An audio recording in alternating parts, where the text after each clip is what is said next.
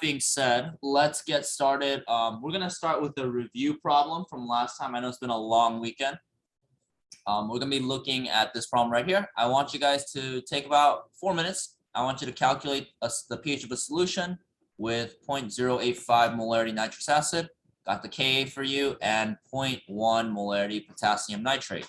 And we are going to assume that the 5% rule works. Okay, I know that it's 10 to the negative 4, but you don't need to use the quadratic. I'm going to save you a little bit of time. You don't need to use the quadratic formula here. 5% rule is fine. Okay, so if you guys need any help with this, you guys can talk to the person next to you, refer back to your notes.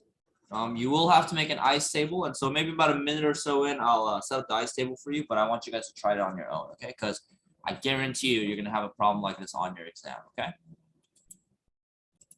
Okay, so this is what your ice table should look like in the beginning. You got the concentration of nitrous acid, got the concentration of the nitrite from potassium nitrite because it's a strong electrolyte. It has priority in terms of dissolving, so 0.1. Okay, we know that we're going to lose some of the nitrous acid, and that means we're going to gain an equal amount or ratio of these guys. So you'll get 0.085 minus x, and then 0.1 plus x. Okay, you got the Ka of nitrous acid. Ka of nitrous acid is going to be 4.5 times 10 to the negative 4, and that's going to be equal to the concentration of the products. So x times 0.1 plus x divided by the reactants, 85 minus x. Okay. Any questions on the setup there? All right. So we said that assume the 5% rule works, so we can ignore the change. So we can ignore the plus x and the minus x. The change is going to be not that important. And so here we can rearrange this equation, and then so we can have x equal to 4.5 times 10 to the negative 4 times 0.085 divided by 0.1. Okay, and so if we punch that into our calculator, we're gonna get 3.825 times 10 to the negative 4. Everyone else get that too? Okay, so that is going to be our x, and we can plug that in to the ice table right there. And so we're not done because we're looking for pH. We know that pH is the negative log of the concentration of H+. So basically, we just need to find the negative log of this guy right there, and that's going to give us our final answer, which is 3.417. And that's going to be our pH. So close to pi, 3.14. It's so appropriate as pi day. All right, and then if you must know, I did the quadratic the way when I did it, and if you do the quadratic, you get 3.421. So not really a big difference. Okay. So if you use the 5% rule, you get 3.417. If you use a quadratic, you get 3.421. Okay, so not a big difference when you do the calculations. All right, so that's our review of common ion effect from last time. Any questions? Okay, so we're gonna jump into a big topic today. You guys might have seen it in your homework if you guys got that far, and it's gonna be on buffers. So we're gonna be skipping 52, 53. That's just practice problems if you want it. And then we're gonna go straight into the next section, which is buffered solutions. So you can write that down. You don't have to write buffered solutions. You can just write buffers.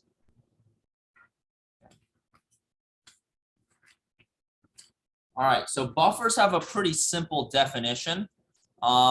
Buffers, this is the definition of a buffer. They're solutions that contain a weak conjugate acid-base pair. And what they do is they resist drastic changes in pH. Okay, so basically, a buffer is a solution that has a conjugate acid-base pair inside of it, and they resist pH change. Okay, so if you put a strong acid in it or a strong base, the pH will not change very much. It has to go past a certain point for the pH to change drastically. And so that's why they're called buffers. They buffer the pH change. Just like how sometimes you get buffered internet connection, right? Your internet slows down. Same thing here. You buffer the pH change.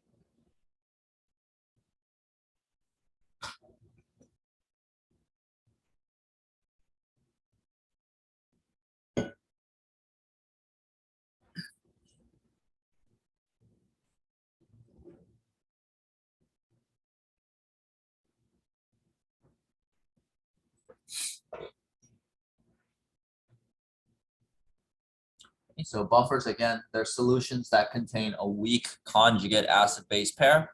And what they do is they resist changes in pH. Okay, so pH does not change really quickly inside these solutions.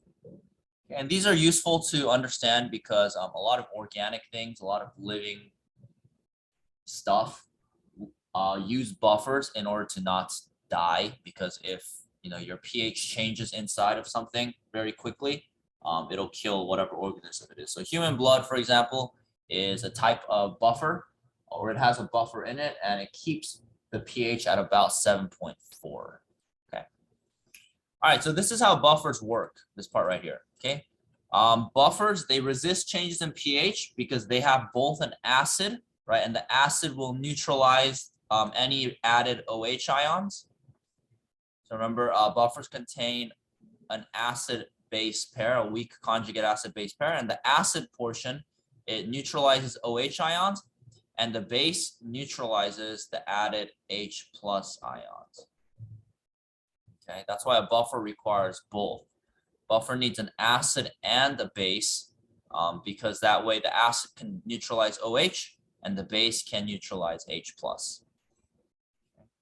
The key thing, though, is that the acid and base, they cannot consume each other. They can't react with one another, okay? Because if they react with one another, it just neutralizes and just turns into water and salt, okay? And salt water is not a buffer. And so we got some examples of conjugate acid-base pairs. We got acetic acid and acetate. And you can produce this by adding a salt containing acetate and the solution of acetic acid, and the NH4 and NH3. Basically, the point is they can't react with one another in order to form a buffer, okay? That's the key thing, okay? Acid and base that make up a buffer cannot react with one another. Okay.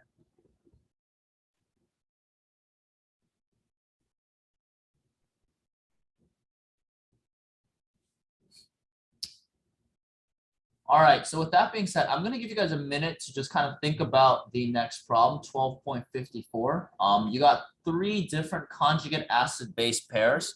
And based on what we talked about, I want you guys to talk with the person next to you and figure out which one of these will not function as a buffer, and also write a reason why.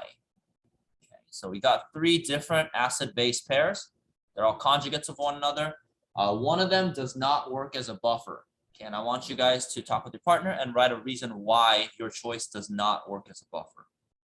Take a minute to do that now. Okay, hopefully you got your choice, and if possible, maybe you got your explanation.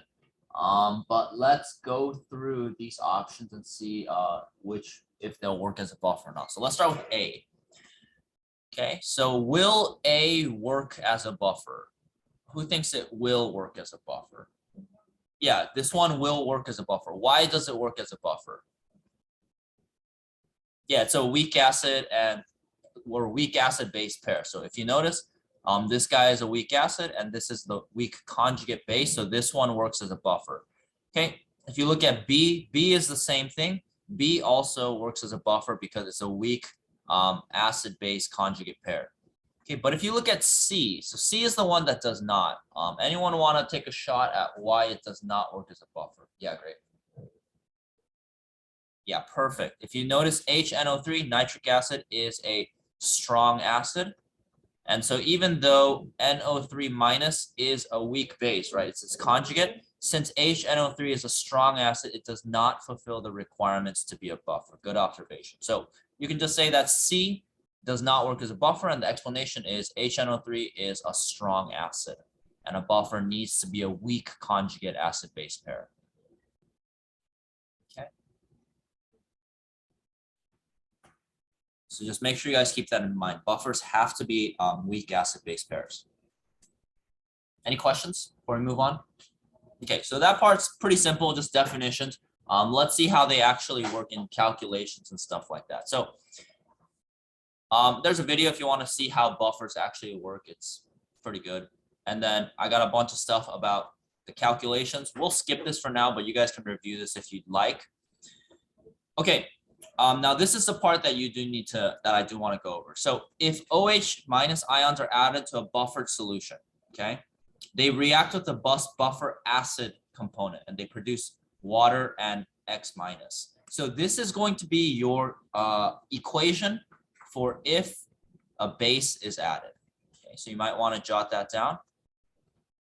Okay, if a base is added to your buffered solution, remember there's two parts to a buffer. If I have a buffer thing right here, there's two parts to it. You got the acid and you got the conjugate base. This is what's inside of the buffer.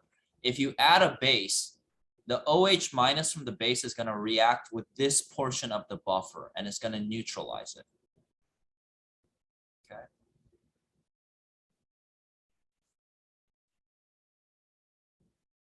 So if you add a base to a buffer, this is the reaction that takes place. Okay, now I want you guys to notice something about the product. We produce water, but the other product, if you notice, is the conjugate base, right? So if you look inside the buffer solution, we already have some conjugate base in there, right? So what that means is if you add a base to your buffered solution, the concentration of X minus is going to increase and the concentration of the weak acid is going to decrease. Okay, you're going to want to write that part down as well. Okay, so if you add a base, this is the reaction that takes place. And because this is the reaction that happens, your acid concentration will go down and your conjugate base concentration will go up. And so the pH change is going to be really, really small. However, the solution will become a little more basic.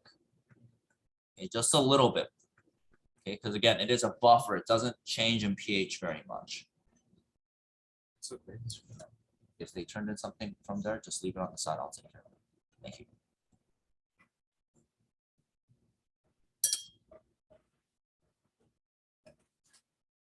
Okay, so just to reiterate, if you add a base to a buffer, the weak acid concentration will decrease and the conjugate base concentration will increase. Okay, and that's because the weak acid is going to start reacting with the base.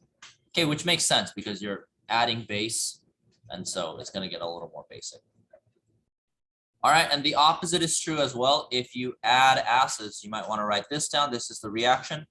Okay, if acid is added to your buffer, it's going to react this time with the conjugate base, which is going to cause the conjugate base concentration to go down, and then the weak acid concentration will go up. And so this is going to turn the solution a little more acidic.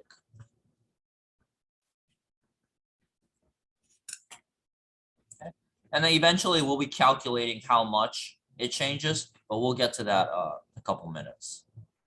But just keep that in mind. If you add a base, the base concentration goes up, the conjugate base concentration goes up, and if you add an acid, the acid concentration is going to go up.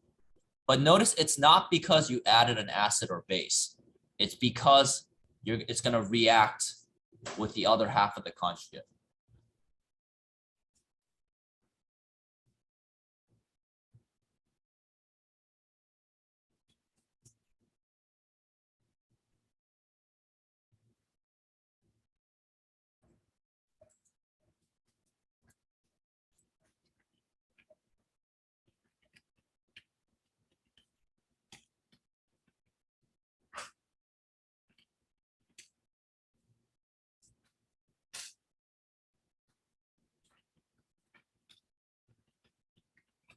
All right, any questions about that?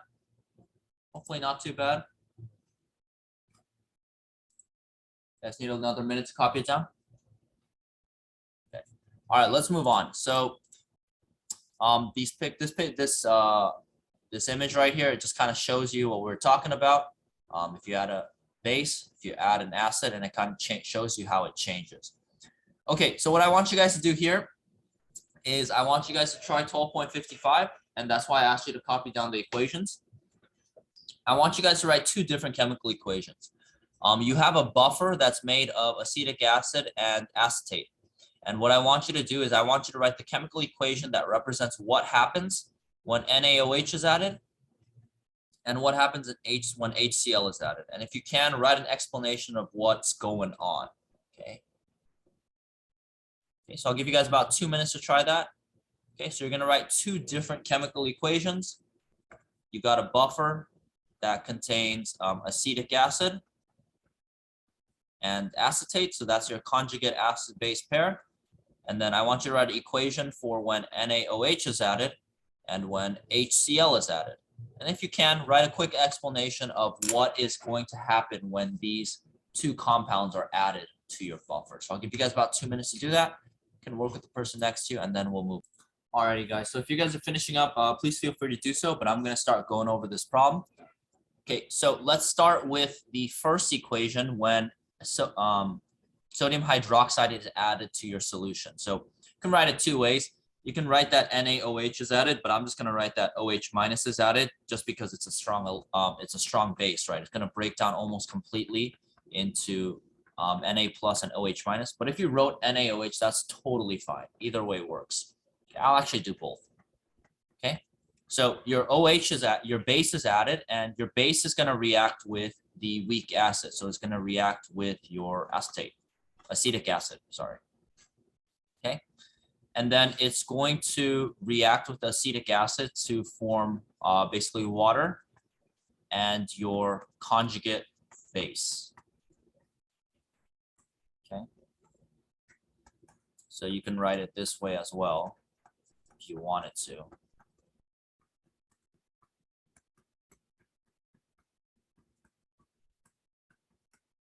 Okay, either way is going to be fine. But just remember that your base is going to react with this to form water and more conjugate base. Okay, and so for your explanation here, you would just basically say that the concentration of the weak acid, your weak acid is your acetic acid, is going to decrease, and then the concentration of your conjugate base is going to increase. Okay. So that's it, something like that. Of course, you'll probably be more eloquent than me, but something like that is fine.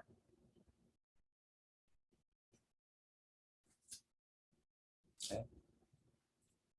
And if you're wondering why I separated these two, it's because this compound right here is a strong electrolyte, so it's going to break down anyway. So I mean, you could write this, but it's more accurate to say they exist in their ionic form because it's going to break down no matter what. Okay. Any questions about that one? Okay, again, it doesn't need to look exactly the way I did it.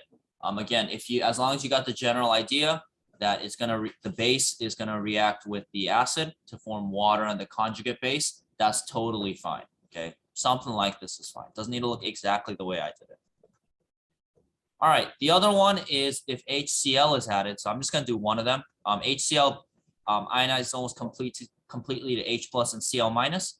So that is going to react with your conjugate base, and that is going to form your weak acid. Okay. And there you go. Oh, so for your description, sorry, your conjugate base concentration will go down, and then your weak acid concentration will go up. I guess it would be more accurate to say this is an equilibrium. So if you want to do that, that's fine too. But not that big of a deal.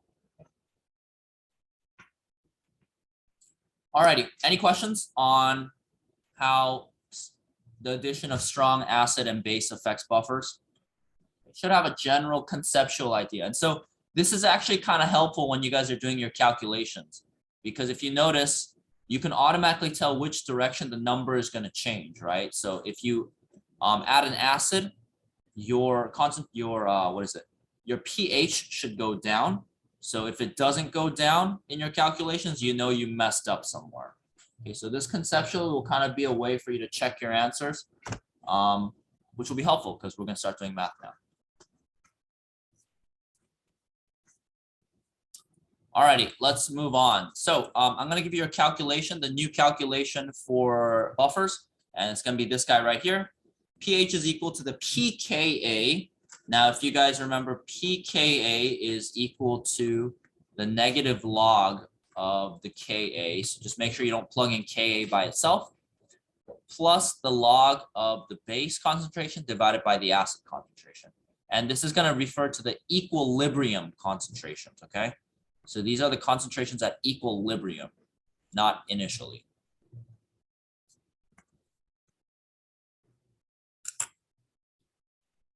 Okay, so the pH of a buffer is going to be equal to the pKa plus the log of the base divided by the acid. And those concentrations are talking about equilibrium concentrations, not initial concentrations, okay?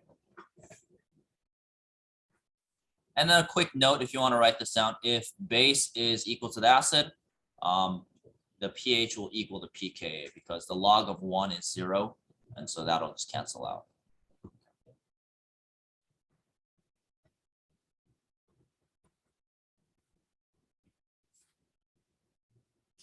Oof.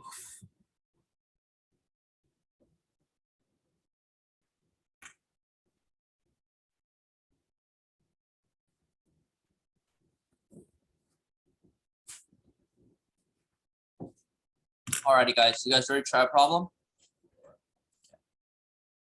All right, I'm going to scroll down, so make sure you have this or copy off your partner or follow along on the workbook. But let's get started. So we are going to calculate the pH of a buffer that is 0.12 molarity lactic acid. And I got the formula there for you, the long one and the short one, and 0.1 molarity in sodium lactate. Got you the Ka, and I want you to assume that the 5% rule is going to work. Okay, so if you think you could try this on your own, I highly recommend that you just go ahead and try, just because it'll be a good way to kind of throw yourself in the fire and learn as you go. But I'm going to go over step by step since it is our first buffer ice table problem. Okay, so let's start with the sodium lactate because that's the one that should stand out to you right away. We have 0.1 molarity sodium lactate, which is NaC3H5O3. Now, the first thing you should notice about this is, what is this type of compound?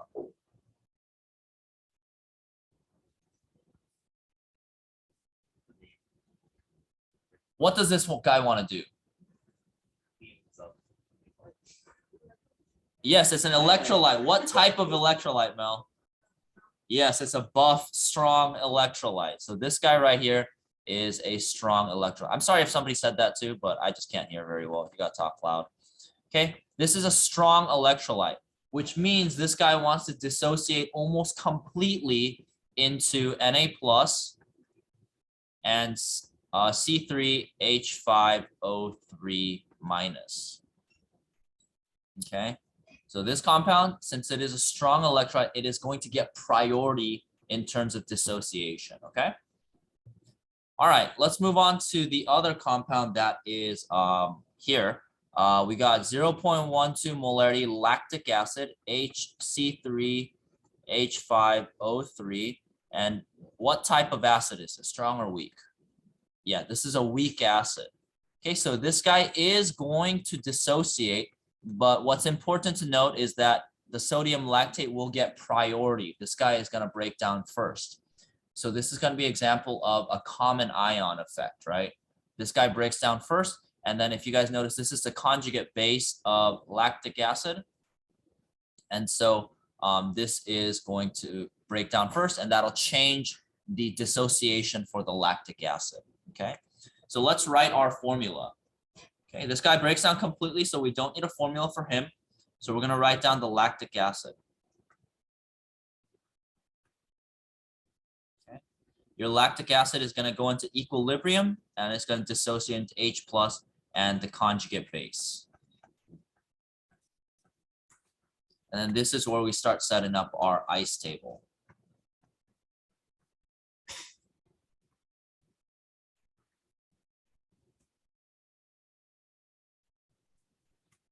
Okay, so from here, it should be pretty easy. Just need to go normal, as normal. Okay, so we have the concentration of lactic acid is 0.12, so 0.12 molarity. We're gonna have nothing for H plus, and then since we have complete dissociation for the sodium lactate, we're gonna do 0.1 molarity for the conjugate base. Okay, and then from here, it's basically the same thing that we've been doing. You're gonna subtract X, and then you're gonna gain some of the other ones. So we're gonna end up with 0.12 minus X, X, and then 0.1 plus X. Okay.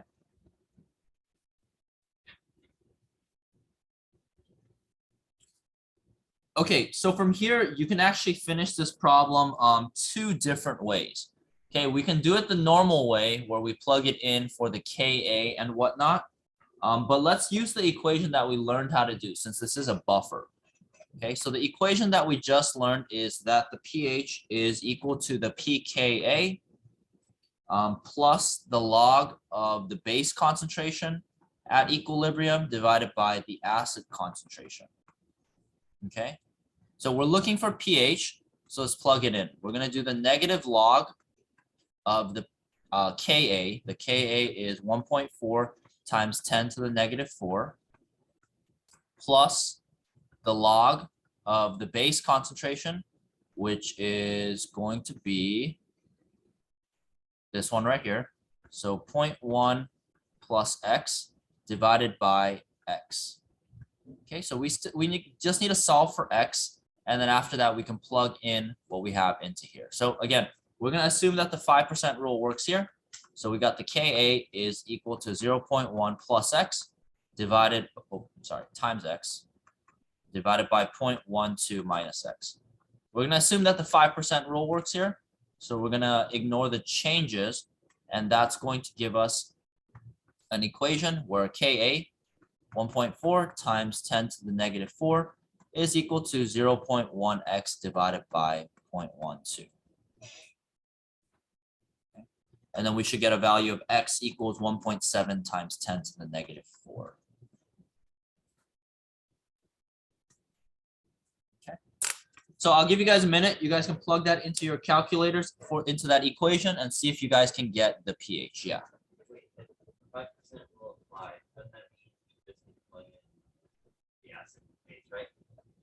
In the base in the acid. So wouldn't that be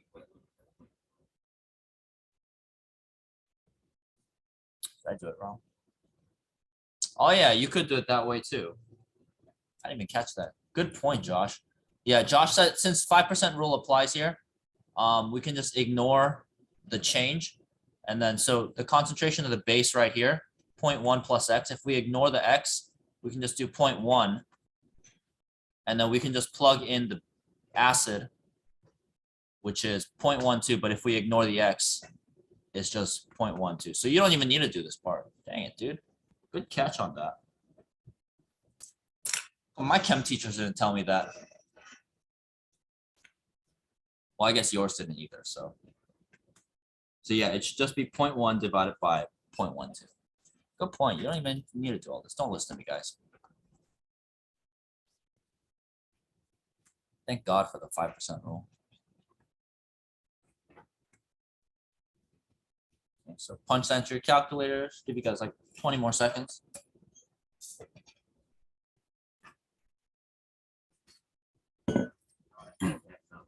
No, you're a genius. Hey, you just come up here and teach this. I can go take a nap. Grow taller. Alrighty, guys. So for your pH, you should have gone 3.77. Okay, so that's it. Buffers are nice. You can just plug it into the buffer equation. You don't need to do the Ka calculations or anything like that, like I try to make you do. But you can just ignore the change. And just to let you know, there was a change in the AP test about a few years ago where they started taking the quadratics out. So going forward, just to let you guys know, even if it is times 10 to the negative 4, you could start using the 5% rule, just as a rule of thumb. I basically made you do that for no reason. Yeah, but makes you good at algebra. Also an evil person. Okay, you guys ready to try one on your own? Okay, 12.57. I'm gonna give you guys. I'll give you guys about 3 minutes to try this out. Got benzoic acid. And based on that formula, I want you to figure out what sodium benzoate means, or what the formula of that is as well. But I'll give you guys about 3-4 minutes to try out this problem. Again, you're going to find the pH of this buffer. So basically the same thing as last time. Set up your equation, set up your ice table, and then use the pH equation in order to calculate for pH for this buffer. Okay, so take about 3 or 4 minutes to do that. Okay, so this problem, I set up the ice table and the equation for you. So pretty simple, basically same thing as before. We plugged in the concentration of benzoic acid, sodium benzoate. Again, it has sodium in it, so it's going to be a strong electrolyte. And so it dissociates completely into benzoate, so 0.2. And then again, 5% rule is going to come into play here because it is 10 to the negative 5. So we can basically ignore the changes to our acid and base. So this is going to be the equilibrium concentration of the acid and your base. And then all we need to do is plug it into this equation. And so for your pH equation, you should just put in the negative log of, or 6.4 times 10 to the negative 5 plus the log of 0.2 divided by 0.12. And that should give you a final answer of about 4.412 as your pH. Or 4.42. 4.15. Okay. Any questions? Easy peasy? Okay. All right, I'm gonna make it a little bit more challenging for you guys. And then after this problem, we will take our break. But let's move on to 12.58. Okay, 12.58 is similar, but there are a couple of differences that I'm not giving you molarity anymore. I'm giving you volume, and I need you to find moles. So I need you to find the moles of ammonium chloride that needs to be added to 2 liters of 0.1 molarity ammonia. And you're trying to form a buffer whose pH is 9. So you get pH this time, and then you're working backwards, okay? Okay, so this is why we got to try a lot of different types of problems, because AP tests usually not going to be super straightforward like the previous ones I'm doing. So this is more of a challenge problem. So I'll give you guys about 4 minutes to try this one out. Again, just to remind you, you're going to have to use an ice table. You're going to have to write the equation. And so just make sure you guys do both those things, okay? Good luck, guys. Okay, so what you want to first do in this problem is you want to identify some key things. So if you guys look at the K value that's given, you're going to notice that it's KB, right? So what that means, this is going to be the equilibrium constant for the base. Okay, so we have 2 different compounds we can work with here. Now NH4 is going to break down into NH4 plus and Cl minus. Okay, we're not really interested in Cl minus. Okay, and the other compound that we're adding it to is NH3. Now between NH4 and NH3, which one of these is the base? NH3 is going to be your base, right? So this equilibrium concentration is going to be assuming that NH3 is going to be the reactant. So the equation that you want to write is that NH3 is going to react with water, okay? And it's going to form equilibrium with NH4 plus and OH minus. Now this is the definition of a buffer, because what you're doing is you're adding a weak acid into a weak base. Okay, so you have a weak conjugate acid base pair. Okay, and then we said that the KB is equal to 1.8 times 10 to the negative 5, and that the KB is, if KB is what we have, that means that the numerator is going to be the concentration of NH4 plus, OH minus, and water is a pure substance, so we're just going to divide that by the concentration of NH3. So that's the information you should be able to glean from the problem. Okay.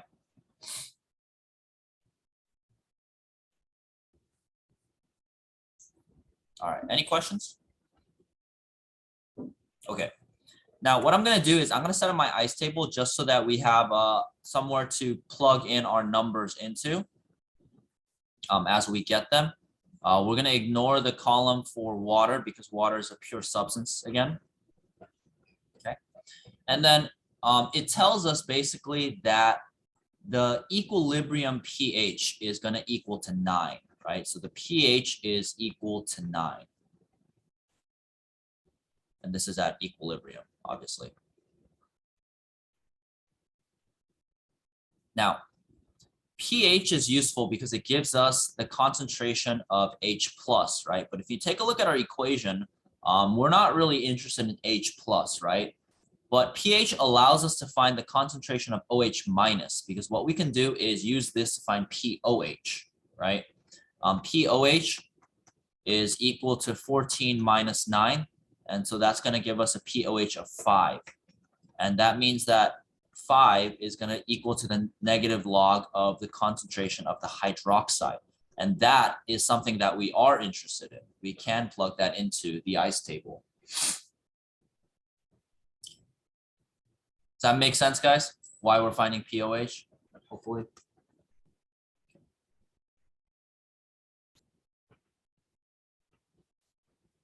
Okay, so if we just do our regular math, we should get a concentration of OH minus that is equal to 1 times 10 to the negative 5.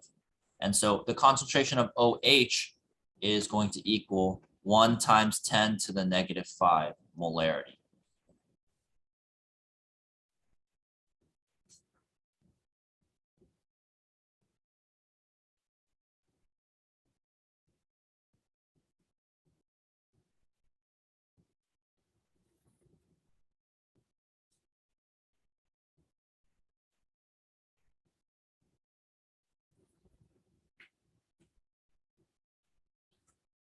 Okay, so far so good? Okay, so we can plug in some other things into the ice table as well.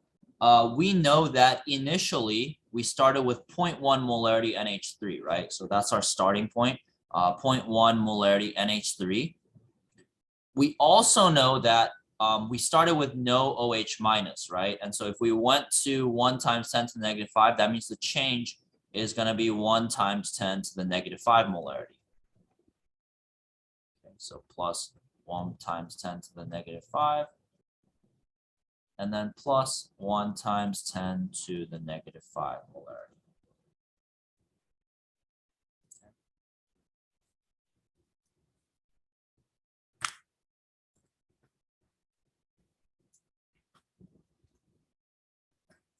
Okay, and so we know that also initially there was no NH4 plus because we added it, right? So initially we didn't have this.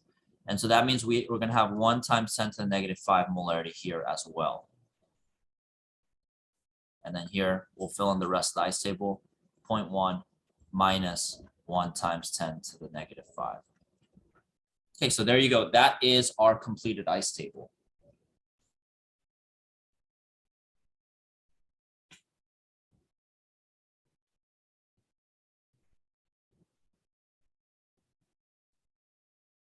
So far, so good?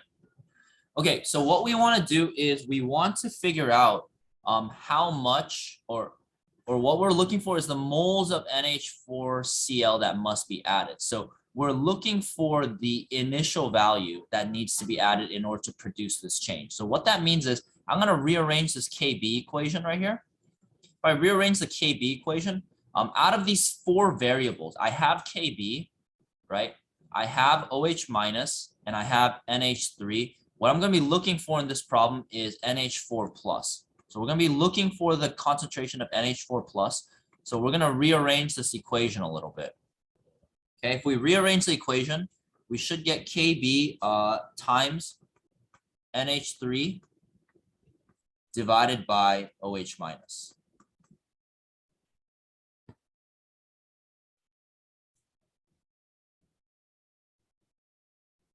Okay, and again, we're looking for NH3 concentration because that's what's going to allow us to find the moles of NH3, right? Because we know that molarity is equal to moles over liters. We have liters, it's 2.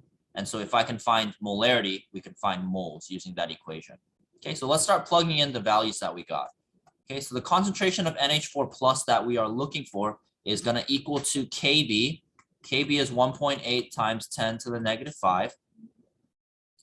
Okay, and then we got NH3. So the concentration of NH3 that we want to plug in is 0.1. Okay, 0.1 molarity. And then for OH minus, we want to plug in the 1 times 10 to the negative 5. Okay, now the reason why I plugged in 0.1 is because, again, 5% rule, this is pretty much minuscule. We can ignore that. We can plug that in, but it's not going to make a very big difference. Okay. All right, and so this concentration is what's allowing us to create this change. Okay, so we're not directly pulling from the ice table. We're trying to figure out how much do we need to add to produce the change that's made in the ice table. Okay, and then from here, very simple calculation. We just need to multiply and divide. And so you should get a final answer of 0.18 molarity for your concentration of NH4 plus. And then after that, we just plug that into the molarity equation. Molarity is moles over liters. I can rearrange it to moles is equal to molarity times liters. So moles is equal to 0.1 molarity times 2 liters. And that should give you a final answer of 0.36 moles. And this is going to be NH4Cl.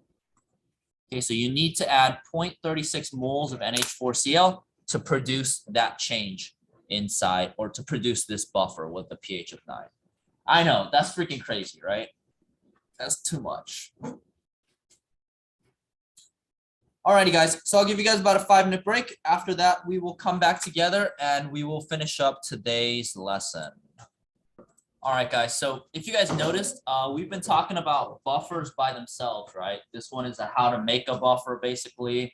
The previous ones were calculating the pH for a buffer, and now what we're going to start doing is disrupting the buffers by adding acid or base. Okay, so I got a bunch of text for you here. You basically know all this stuff already, so I'm going to skip it, and we're just going to jump right into a problem. And if you need help, Chem Purdue will help you. I put a link there if you need help, but I'm going to go over it step by step. Okay. And this will be the last one that we do. And then when we come back, we're going to look more into this. Okay. So here we have a solution. We have a 50 milliliter sample of 0.1 molarity HCl. Okay. So I'm just going to jot that down just so we know what's going on. So 0.1 molarity HCl and 50 milliliters of it was added to a buffer. Okay, so we're adding HCl into a buffer. And the buffer, okay, it's made up of 0.025 moles of that long thing. I should have made more space to write the name of. Sodium acetate. And then it also contains 0.03 moles of acetic acid. Okay, so this is your buffer. Your buffer is made up of sodium acetate and acetic acid, okay, which is what a buffer is. It's a weak acid-base conjugate pair. And then what you're doing is you're adding a strong acid to it. And then it's asking you, what is the pH of the buffer after you add the acid? Okay. Make sense? And then it gives you the Ka. Okay, so before we do the problem, let's make sure everything is in the same denominations. Okay, we don't have the volume of the buffer, and so we got to change this into moles, right?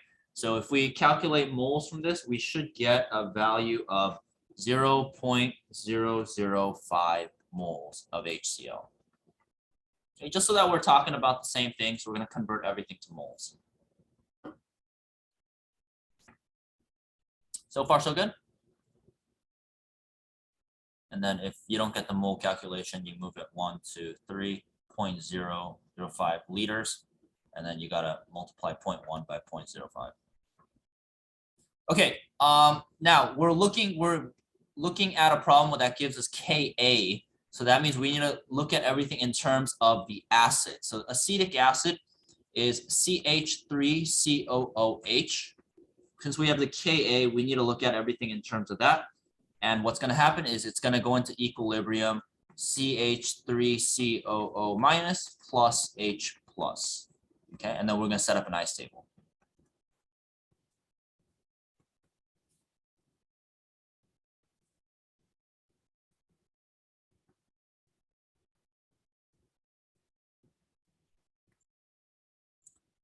So if we take a look at this ice table, we got to define initial, change, and equilibrium a little bit right before we get started. So the initial for this ice table is going to be basically right when the acid is added.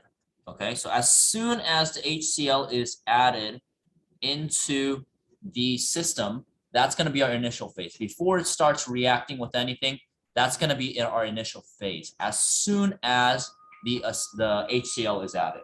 Okay, so far so good. All right, let's plug in our numbers. How much initial acetic acid do we have inside the solution? Yeah, 0.03, right? 0.03, and I'm going to specify that as moles right here. 0.03 moles.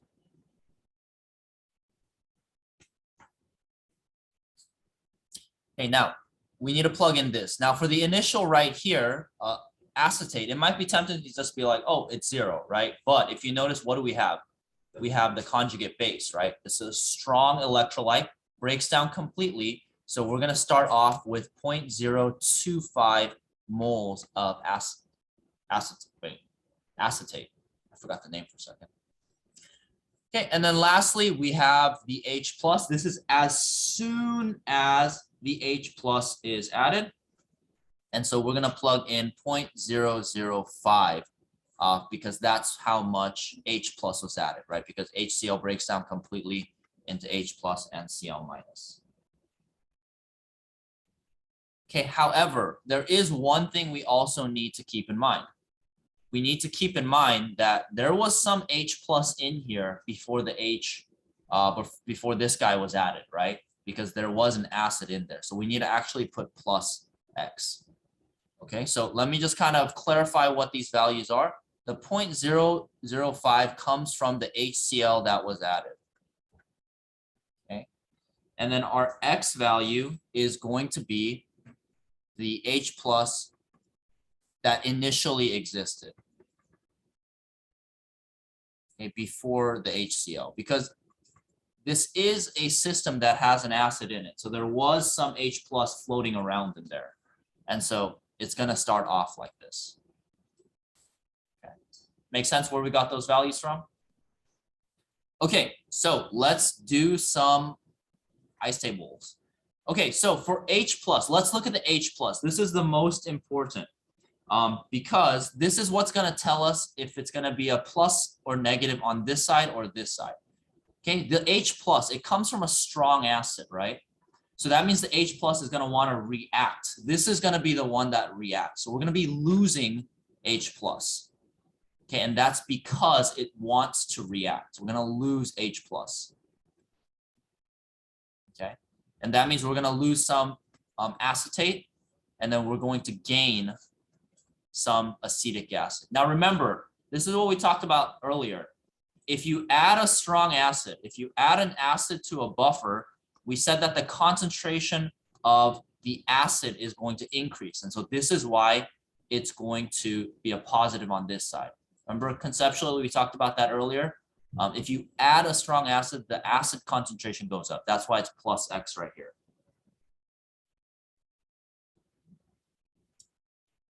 Okay. Now we can actually plug in what this X value is. Now, if you guys remember, the 0.005 comes from the HCl, right? HCl wants to react completely. So that means we know the change for everybody. It's not just going to be plus X. It's going to be minus 0.005. This is going to be 0.005. And it's going to be 0.005 because it's going to go in proportion to the strong acid. The strong acid is the driver of this reaction. Okay, so it wants to react completely so we can get rid of the strong acid that was added. It's going to react with the same amount right here, and then it's going to gain the same amount of acetic acid. Okay, so that's what we can find from our change. All right, so lastly, what does that give us? We can just basically calculate this out. We can do 0.03 plus 0.005. That's going to give us 0.035 moles of acetic acid. We can subtract from here. That's going to give us 0.02 moles of conjugate base. And then that's just going to leave us with whatever we had left over. Okay, the H plus initial before HCl. Okay, which is great because this is what we want to find in order to find pH, right? pH is the negative log of concentration of H plus. All right, now we just need to plug and chug into the Ka equation. Ka is 1.7 times 10 to the negative 5.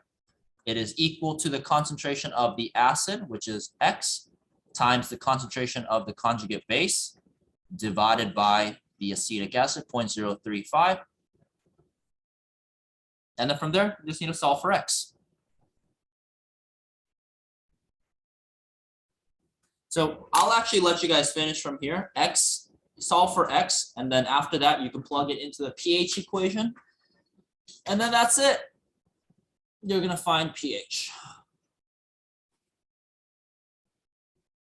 So yeah, this is why it's very important to understand the conceptual stuff too. Not just know how to do the math.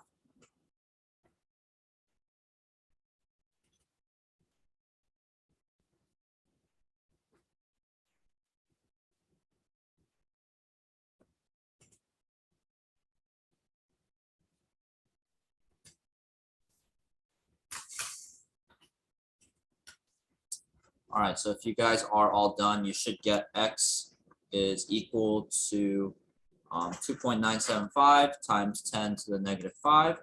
You plug it into the pH equation, negative log of this, and you should get a pH of 4.53.